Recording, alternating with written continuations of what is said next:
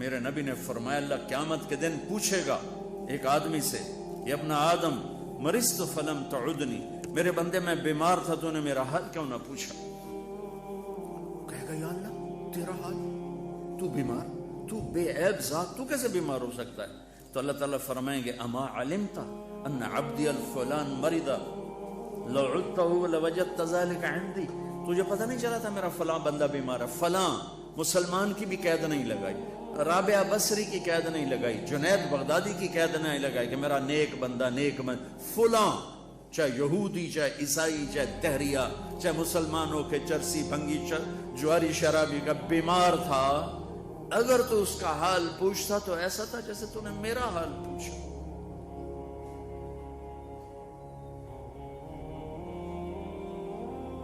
یہ خالد مسعود صاحب کی زبانی میں نے سنا کہ آنکھوں کے سامنے دیکھا عورتیں بیچاری کنگن بیچ کے آ رہی ہیں اور دوا لے کے آ رہی ہیں، اور کئی دوا لیتے لیتے پیچھے مریض مر گیا۔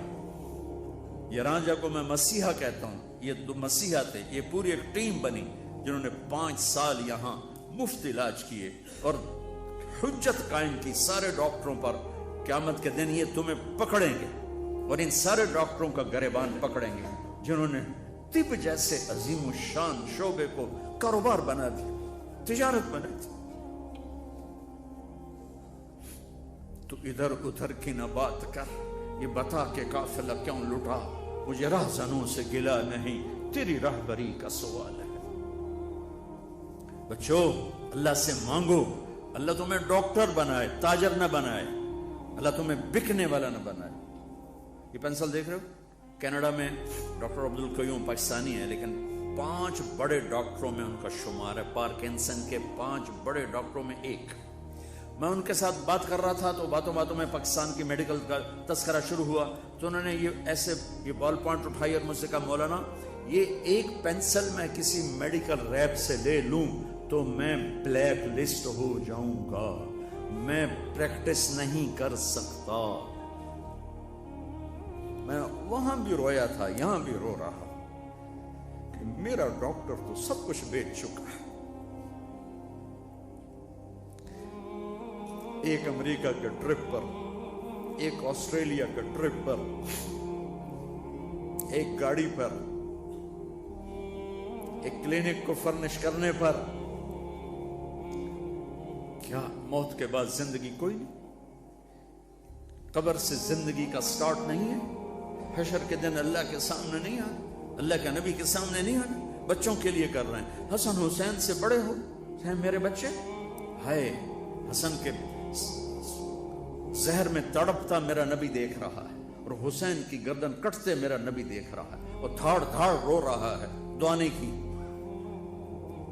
ام سلمہ سے فرمایا آج ایک فرشتہ آ رہا ہے ملنے، دروازے پہ کھڑی ہو جاؤ، کوئی اندر نہ آئے۔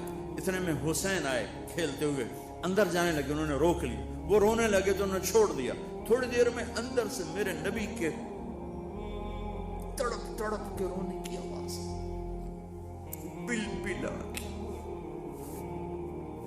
حضرت ام سلمہ بھاگ کے گئیں تو دیکھا آپ نے حسین کو سینے سے لگایا ہوا اور یوں اس طرح، یہ مجھے دیکھو پوری باڈی ایسے ہل رہی تھی اور آپ پھوٹ پھوٹ کے رو رہے تھے۔ آپ فرمایا میرے جنت کے 2 پھول، میری جنت کی ٹہنیاں، میری بہار، میری دنیا کی بہار حسن اور حسین، میرے جنت کے 2 پھول حسن اور حسین۔ آپ نے ام سلمہ نے پوچھا یا رسول اللہ آپ کیوں رو رہے ہیں؟ کہا ام سلمہ یہ فرشتہ مجھے کہہ رہا ہے میری امت میرے اس لال کو ذبح کر دے گی۔